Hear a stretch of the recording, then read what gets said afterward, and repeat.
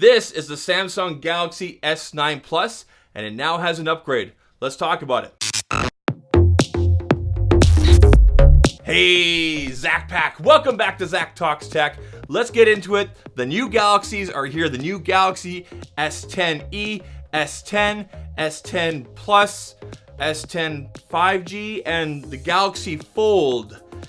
Ouch, that price point. Hey, but we're not here to talk about all the other phones. Rather, I'd rather talk about the devices or the device that I'm familiar with. And the device that I'm most familiar with is the Samsung Galaxy S9 Plus. Use it for the majority of the year last year until I got the Note. I also had some other phones in between there, but overall, a great device. In fact, I would say, unless you want to have the best of the best and the newest tech that's out right now, this is a great buy right now. We'll talk about that probably in a separate video. But what I mostly want to talk about today are the 5 compelling features or new features or upgrades or changes from the Galaxy S9 Plus to the Galaxy S10 Plus, and why those features may be a compelling reason for you to upgrade. Whether you've got an older phone, or maybe you're coming from the S9 Plus like I am from last year, or maybe you're coming from the iOS world. These are 5 features that I found compelling and a reason to upgrade for myself. The first feature that I saw right away that kind of compelled me was the back of the phone.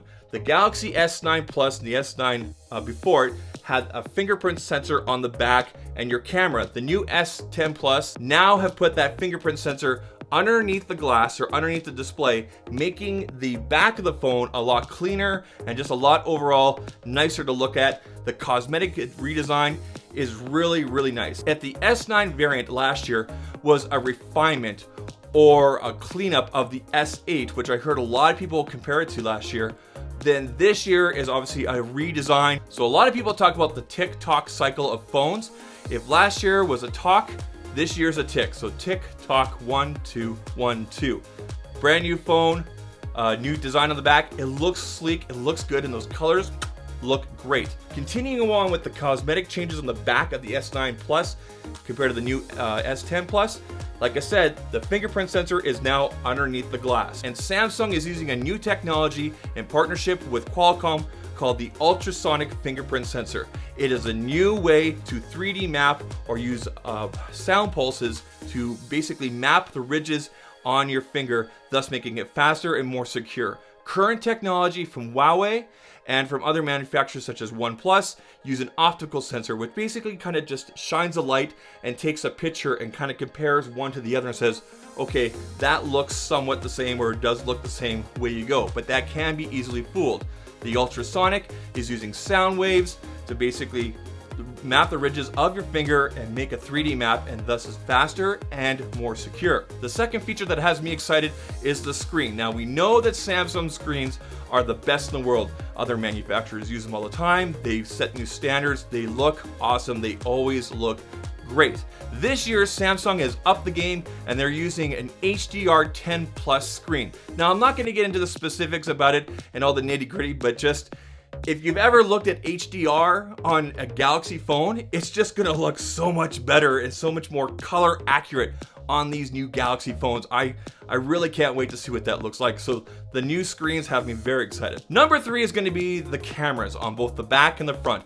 Specifically on the back, we now have 3 lenses on both the S10 and the S10 Plus. For myself, I'll be in the S10 Plus. As standard, you're gonna have the wide and the telephoto, but in addition, you're gonna have an ultra wide. Now, I currently own a Huawei Mate 20 Pro, and one of my favorite features about that camera is the ultra wide.